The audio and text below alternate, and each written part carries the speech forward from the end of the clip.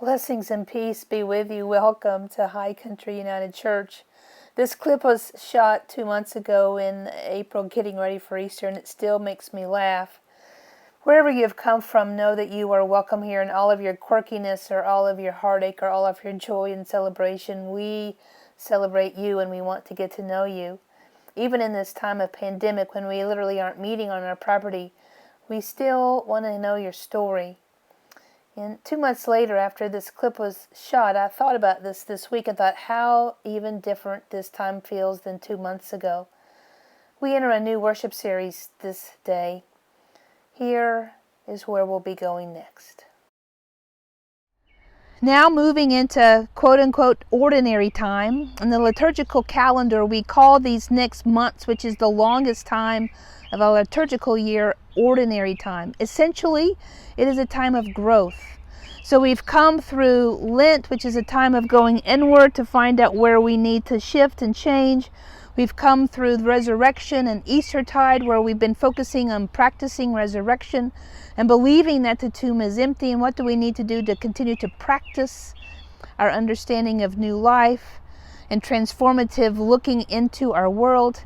And now we move into ordinary time, which literally is a growing season where we take our roots and we continue to grow those down so that we can rise up and be strong. And in this sense of the Spirit, we seek to be a contemplative, which means that we look for ways to be intentional throughout the moments of our days, 10 seconds here, a minute there, to literally pause, stop, and look for the holy. Even when the baby's crying, or the phone is ringing off the hook, or the water's boiling over on the stove, or the laundry is piled up too high, to literally in those moments of ordinariness, stop, pause, and to ask, where is the sacred? How do I know the holy and the divine in this moment? Because it's easy in these moments to find sacred and divine and to find beauty.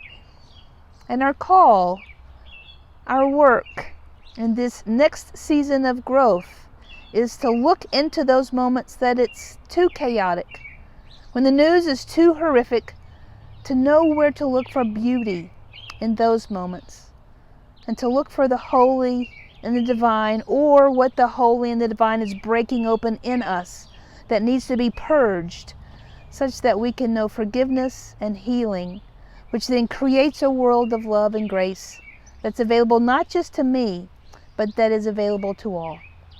That is our journey for these next 6 weeks.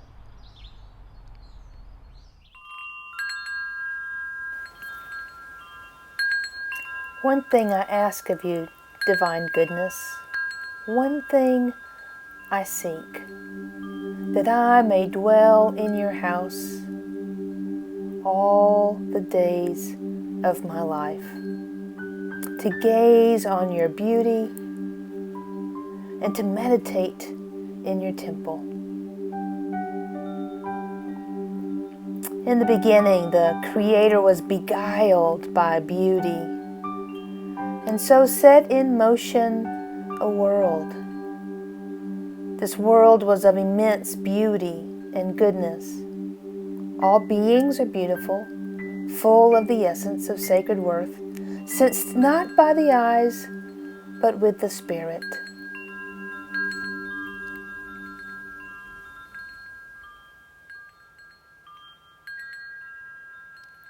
The difficulty and crisis of the world is truly overwhelming.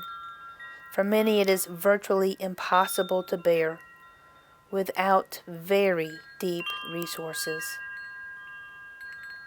Are you ready for a deeper well inside?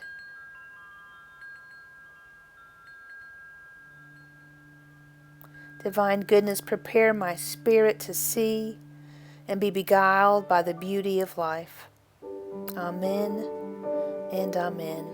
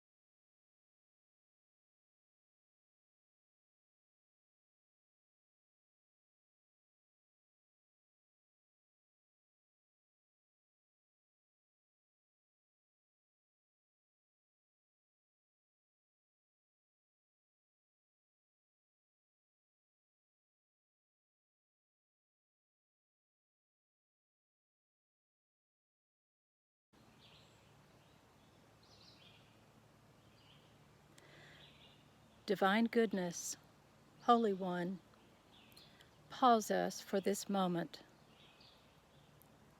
Bear us up in this time. Hold us for eternity. We offer ourselves in connection with you. We allow ourselves this love from you.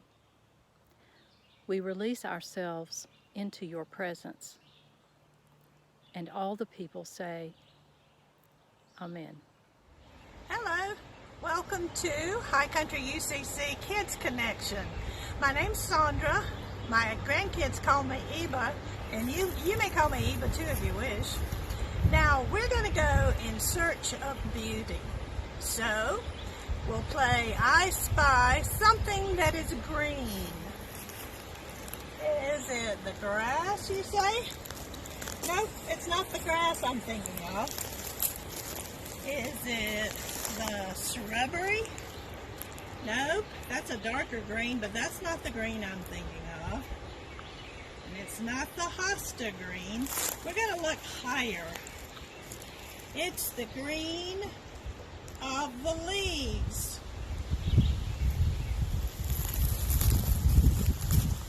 This is an oak tree in our yard. And we're fortunate here in the mountains to have so many trees that are so beautiful, especially at this time of the year, for us to enjoy. The trees are a playground for birds and squirrels, and even children. Sometimes you can climb the tree. It also provides shade for us in the hot sun, and it gives us oxygen. It's a very important thing that the tree provides for us. So when I breathe in oxygen and I exhale carbon dioxide, the tree then breathes in the carbon dioxide and changes it into oxygen for us to breathe. So we are working together here in this place and wherever there are trees. Our relationship is that we both need each other. Now, you can sometimes tell how old a tree is by counting the rings. So, if you can get close enough to see the rings on the stump, you can tell how many years the tree was alive. So we're going to start counting right here. 1, 2, 3, 4, 5, 6, 7, 8, 9, 10, 11, 12, 13, 14, 15, 16. This tree would have been 16 years old. There are some places here where the lines are further apart, and that means that conditions were perhaps better, and it's getting older. Better for the tree. It had more water and good sunshine that year. And if the rings are closer together, it's a younger tree, but it also, maybe the conditions were not so good for it that year. But that's one way to tell the age of a tree. Now there are 2 other trees that we're going to visit, but before we do that, we're going to give this little tree that has volunteered to come up right here. This is an oak tree too, and it has grown from an acorn that fell from this tree, and it just volunteered to come up right here. So I'm going to give it a drink of water, because water is important for all plants. It's also important for us. Makes us feel refreshed when we have a cool drink of water. So the water that you have at your house, your cup of water, you can think of a plant that might need water today, or perhaps a tree as you go out on this Sunday afternoon. So we're going to go visit 2 other trees that are really magnificent. So this is one of our magnificent trees on the property we bought many years ago, but this tree is an oak tree, and it is, Bernie has his arms stretched all the way around, and we just measured it and it was like 20 feet around. So it grows so well here because it's close to a stream, and the roots can drink all they want and get bigger and bigger. So I'm going to try to get back up and give a better shot of the whole tree. It's probably 60 or 70 feet high. And there's an oak tree right beside it, not quite as big, but Bernie took the name Twin Oaks and named his business for it. So that's a magnificent tree that we share the space with here on our property. And now we're going for one last one. So this is our last magnificent tree in the area, and this is a champion tree. As you can see the sign here, it is the largest sugar maple tree in North Carolina, and it's located close to Boone. Actually, it will be a great field trip for you and your mom and your friends this afternoon. It's 99 feet tall, and the crown spread is 81 feet. Here we'll thank God for trees and for living among them and with them, and thank God for you. Amen.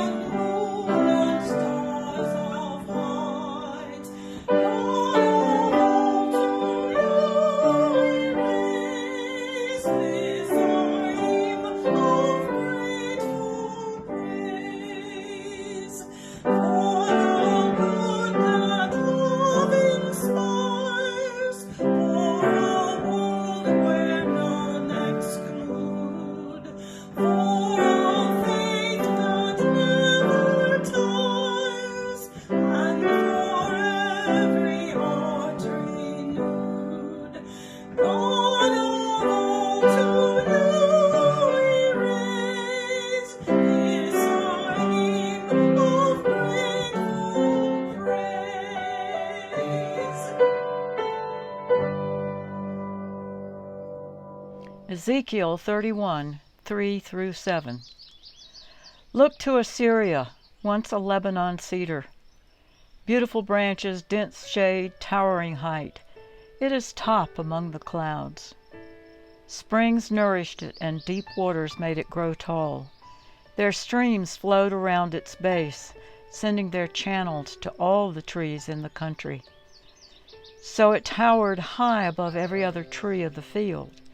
Its boughs grew larger, and its branches extended out, nourished by an abundance of water.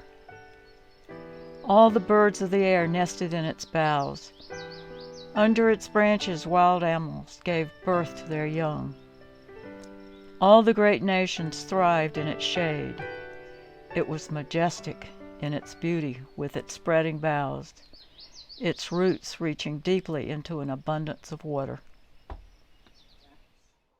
I got the morning of the night of these amazing green trees and gorgeous blue sky. We gather here in virtual space, seeking your word, seeking to hear your voice, believing that as the breeze blows through these trees and across space and time down into Asheville, that your spirit blows among us. May all the meditations of our hearts in this time and space and across virtual space be acceptable and pleasing in your sight, O God, our rock and our Redeemer. Welcome, Dr. Elizabeth Graves, to my screen this morning, my metaphorical table for conversation. So I'm beginning a new worship series right now as we speak, and it's called Beguiled by Beauty. Beguiled by Beauty is the title of a book by Dr. Wendy Farley, who teaches spirituality at, I believe, the San Francisco Theological Seminary, and obviously San Francisco, and it's her new book, and it's coming out in October. And I work a lot with Reverend Dr. Marcia McPhee, and she's a worship design consultant with Worship Design Studio, and she knows that us small churches have tried have amazingly, boom, gone to online worship. And how do we make online worship rich and meaningful? And so in that, for this time, she's created these worship series. And she's using Wendy's book. And as I look at Wendy's book and or begin to think about it, I'm like, exactly right. And then with the uprest that's happening in the last 10 days, I was like, oh my gosh. So how do we put our roots down? How do we know an essence of who we are that allows us to show up? Specifically for us white-skinned people, as we watch our sacred and holy black-skinned, brown-skinned brothers and sisters literally be demeaned, be oppressed, be marginalized. And as I hear my white-skinned people say, well, of course, all lives matter. Well, yeah, they do, and that's not what Black Lives Matter means, right? Black Lives Matter too. And why are we not seeing them? And so in the midst of the amazing deaths and pandemic, how do we continue to wake up and show up? And when I hear this idea of beauty and being beguiled by beauty, there is a resilience in it. And metaphorically, this week Marsha's using the image of a tree. And she's using Ezekiel 31, which is this image of this amazing tree that all things live in.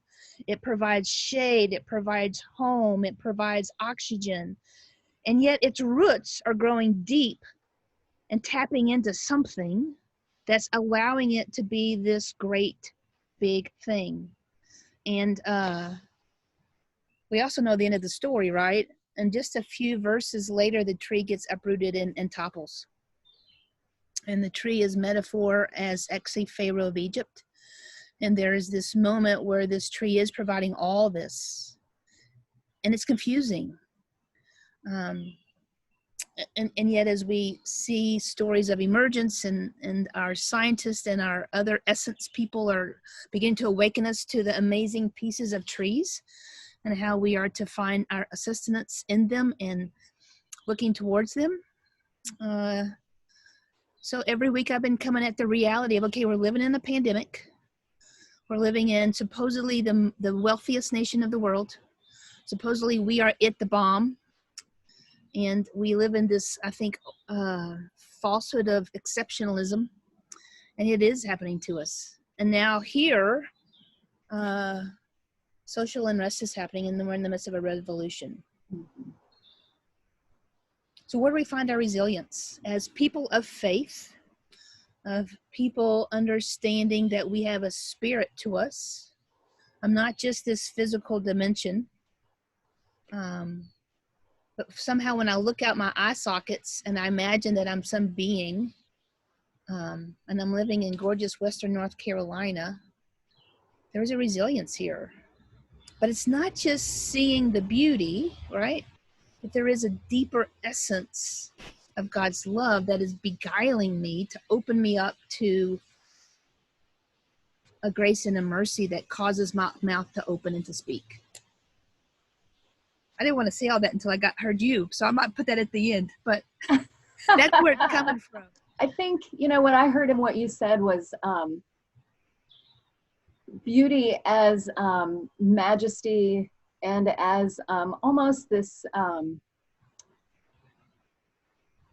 this voluntary trance that we can accept and open ourselves to that enables us to find our courage and a rootedness to speak and to act with integrity and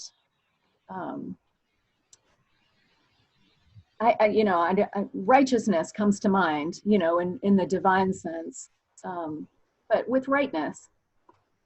So I think, when I look at the words that you used and why this felt so juicy for me, and I'll start with resilience, actually. My dissertation and my research is in resilience. And, I did not know that. Yeah, well, it's not research I talk about much because it's uncomfortable research for people. I looked at what factors increase resilience in a specifically traumatized population, which for my study was college-age men with a history of child sexual abuse. And so what I really wanted to know is, you know, most of the research that's out there in recovery and resilience is rooted in the experience of women and girls, and not in men at the time. It's gotten better since I did my study. And what we found was that it's an entirely different process in some ways. You know, that it's that what helps women become resilient to that specific trauma is different than what, and the processes involved are different. And it has really made me see the world differently when I get to work with people, in that, you know, we would like for like all of human nature to be, you know, like these things are what make us resilient, and that's just not true. And one of the things we say in research is that, within group differences are greater than between group differences, meaning you and I, we look alike, we're the same gender, you know, we're the same socioeconomic status and age range and that kind of thing, and yet we are more different between us. We have greater difference between us than, you know, than sometimes even our, you know, people of other races or cultures or creeds or what have you. And that is a truth across the literature.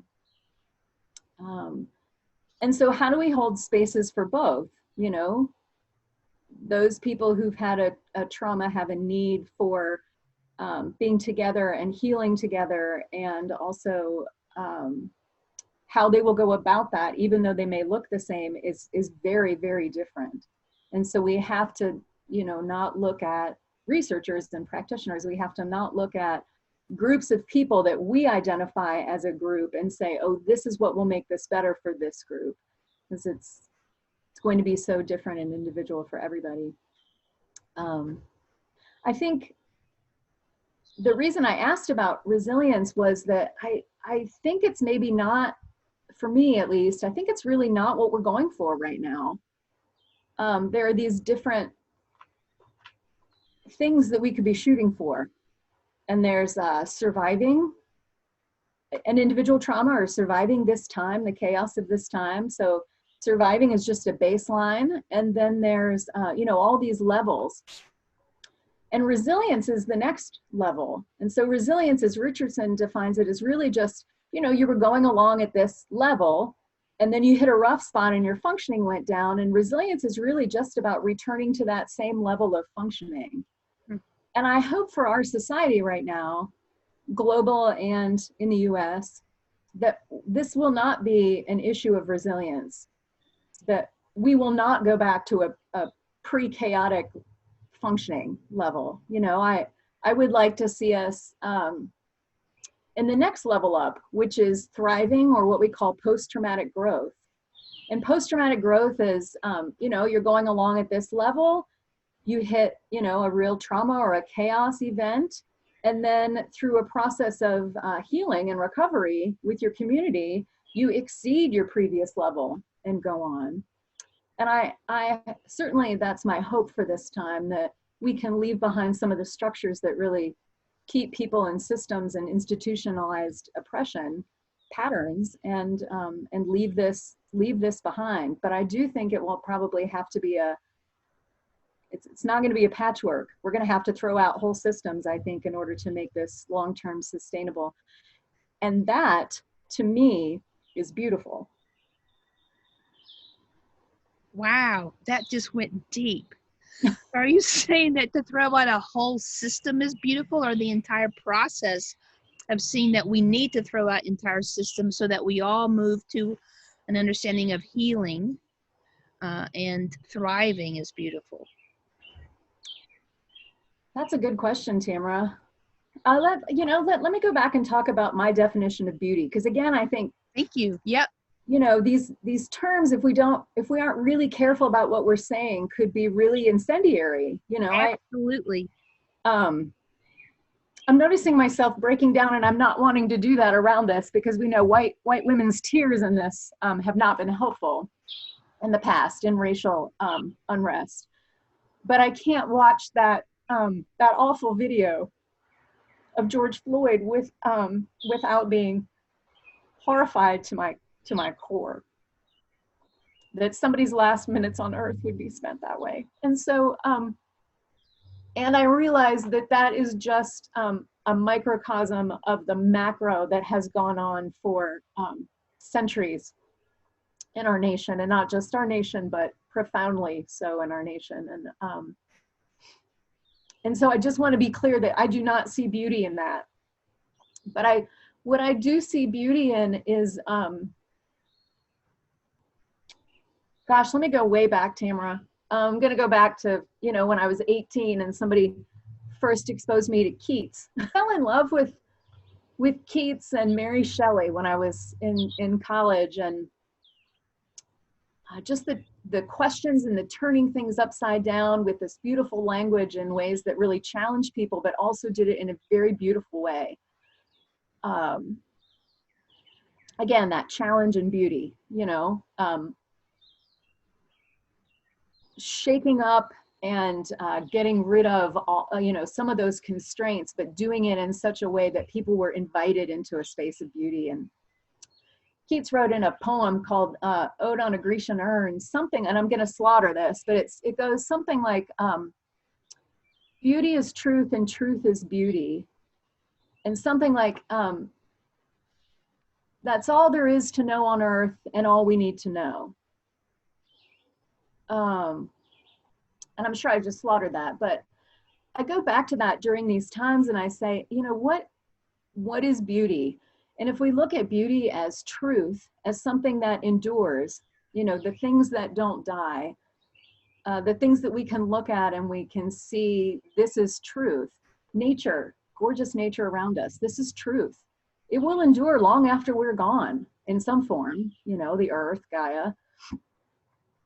But I can look at that and say, this is true. It's true. It's beauty. It's something that can be relied upon.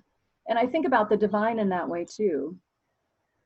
And so when I say I see beauty in this place of unrest, it's not in the brutal ways in which people are being treated and people are dying. Where I see beauty in it is that it's finally true that we're seeing it and we're speaking it and we're owning it and saying I hope we're saying eventually as a culture, as a nation, yes, this is true. There is truth in this. Oppression is true. And it's not just out there and in our institutions. It's not just in our police forces. It's not just in our schools. It is in literally every institution in our culture and in our nation. And that is because it's in me. And it's in you, and it's in our hearts, and it's our job to clean that out and scrub it out and educate ourselves and try to clean. And that is beautiful because it's true. For me, what I heard you saying is this idea of a contemplative life, which is a piece of this worship series. Mm. And the contemplative life isn't spending hours in silence, because we don't have hours of silence. Mm-hmm. A contemplative life is being awake and aware of when that beauty is tapping into my heart. Yeah. And the joy and the celebration is that when I am aware to the truth of God's love, of creation's magnificentness, my heart breaks open to this amazing wonder and sacredness. And at the same time, when my heart breaks open, I see the pain of how we have destroyed things that are beautiful. And the destruction in someone's knee on a neck is not beauty. And when my heart is open to the other sacred pieces of that, then my heart literally breaks to the pain of whatever is broken in that person's heart, that he had to put his knee on that man's neck. And that's what I hear you saying is in all of us. And so how do we be awake to the sacred holy of each and every one of us, as well as to the brokenness, such that we can then heal and find some type of reconciliation? Is that what you're saying? Or have I kind of butchered it? No, that's it. Yeah, I go back to Reverend Sharpton's sermon the other day about, all the ways in which white people have had their knees on the necks of African Americans in this country. And so when I see that video, you know, it causes lots of emotion in me, just pain and grief and empathy for that man, for George Floyd, and then rage at the other man, you know, at the officer. And I think, you know, I love what what Father Rohr has to say about, you know, this balance of contemplation and action. And our action has to come from a place of contemplation. And so for me, my action can't just come from a place of empathy and horror and grief at what George Floyd endured in the last moments of his life.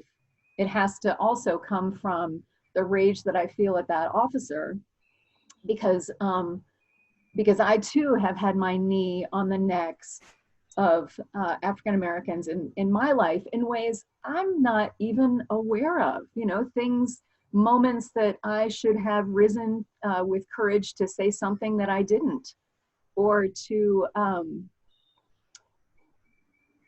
yeah, I mean, and this is hard because I'm sure there are things I was not even aware of, moments that I was not in contemplation, where my silence was complicit. Or, and I think that for me is where it can't for me be about empathy with George Floyd. It has to be about the rage at the officer as well. And then that's what moves in me to say, where am I participating in both of those emotions in my life, and in both of those systems? You know, I feel for him out of a place of empathy. I know the feeling of having someone's knee on my neck, you know, as a young person and with ageism, or as a woman with, you know, sexism, or, you know, in lots of other, you know, in other categories as well. And so I feel empathy there, but that can't be where it ends for me. It has to be the rage I feel toward him is rage I feel towards me that is yet undiscovered, that, you know, indicates some thread that needs to be ripped out of me and really examined. Am I making sense?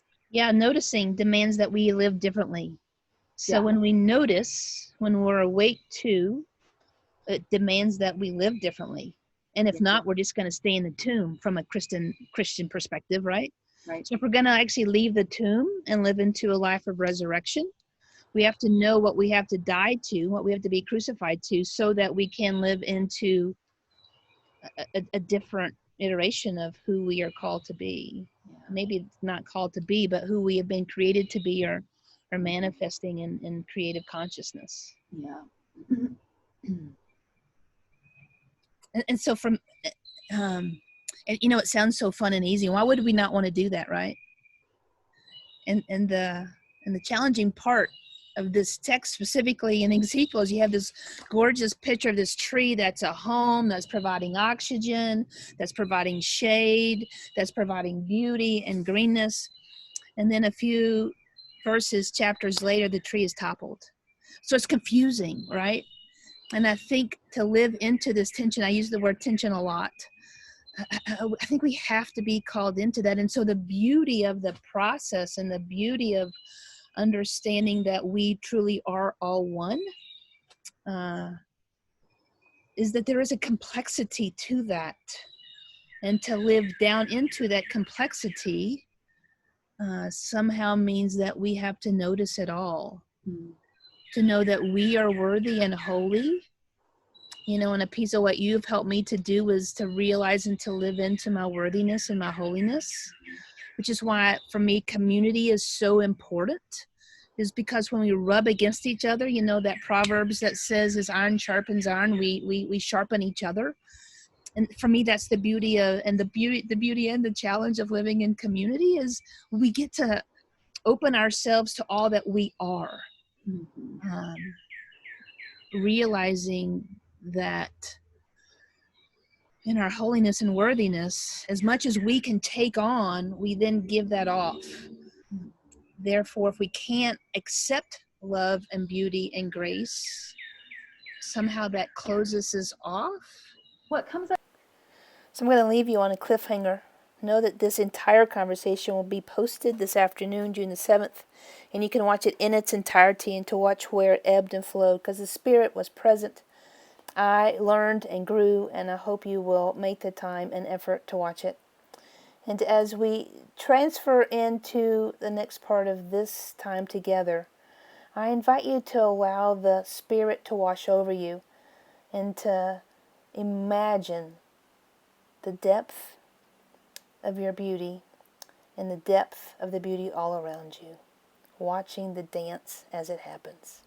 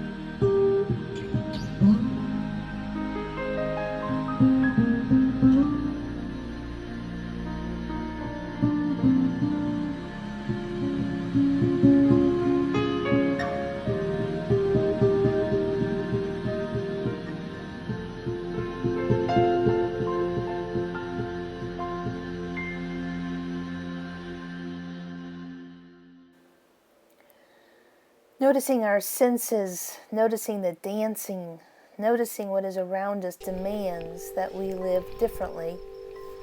This image of chimes offers us a sense of the wafting of the Spirit. I'm going to invite us to notice as the chimes move, as we hear them sing, to notice or name where you sense the holy and the sacred in this very moment. Offer gratitude and appreciate your hearing. What else have you heard this week that needs naming?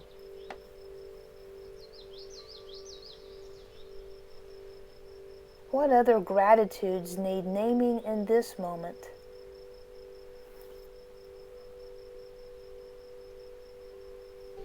This image of chimes can also offer a remembrance of a loss. As the sounds linger, reverberating through the air, I invite you to name those heartaches that are lingering still. The brokenness, those situations needing forgiveness,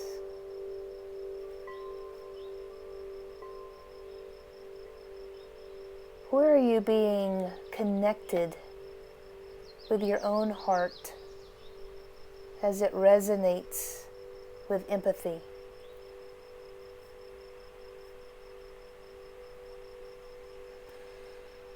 As you pray and as you sense where the Spirit is, may your roots grow down deep, tapping into a body of water.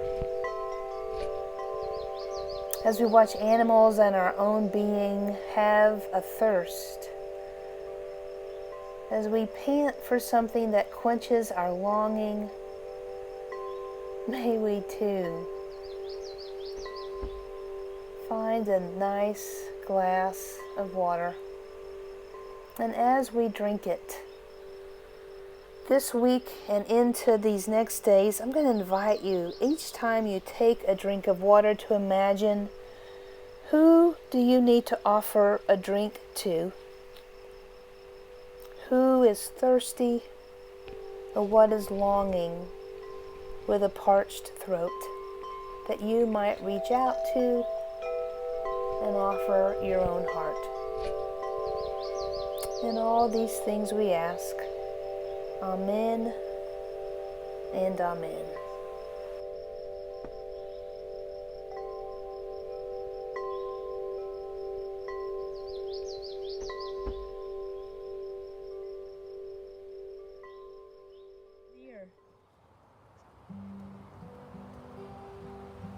As the deer panteth for the water, so my soul longs after you.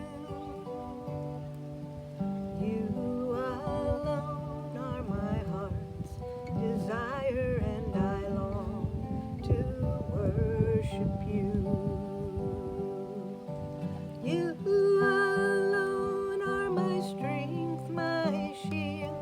To you alone may my spirit yield.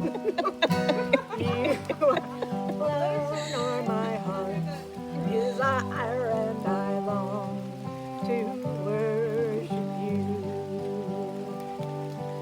You're my friend, sister, and my brother, and you cause my heart to sing. I love you more than any other, so much more than anything. You alone are my strength, my shield. To you alone may my spirit yield. You alone are my heart's desire, and I long to worship you.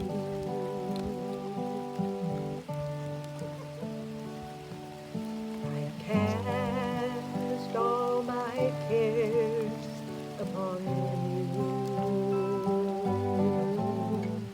I lay all of my burdens down at your feet. And anytime I don't know what to do, I will cast all my cares upon you. I cast all of my cares upon you. I lay all of my burdens down at your feet. And anytime I don't know what to do, I will cast all my cares upon you. I will cast all my cares upon you.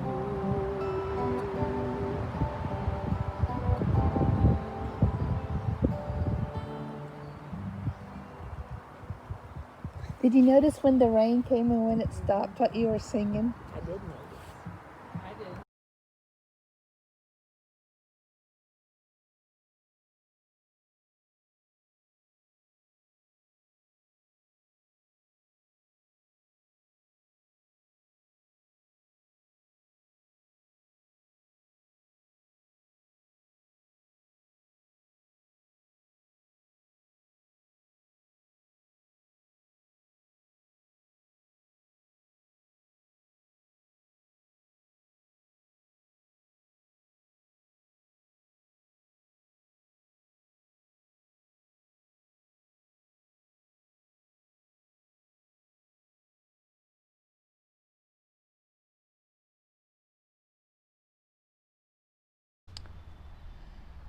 Our time this morning or this afternoon or on this video is coming to a close.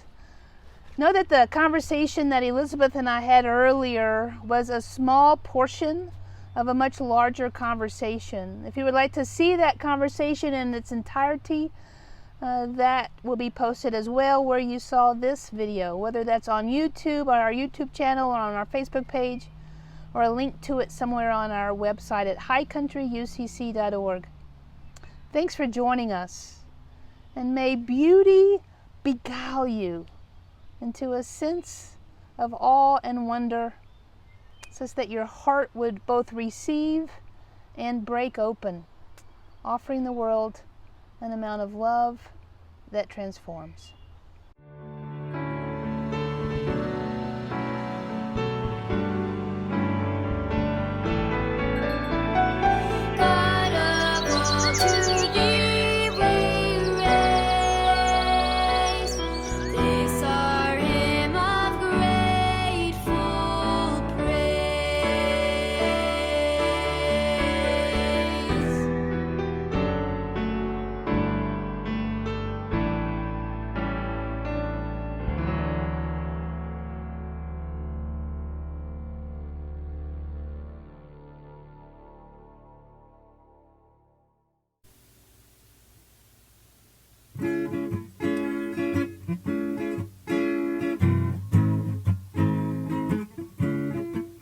We're gonna walk together arm in arm with peace in our hearts. We're gonna walk together arm in arm with peace in our hearts. We're gonna walk together arm in arm so as sisters and brothers won't come to any harm. We know we got peace in our hearts.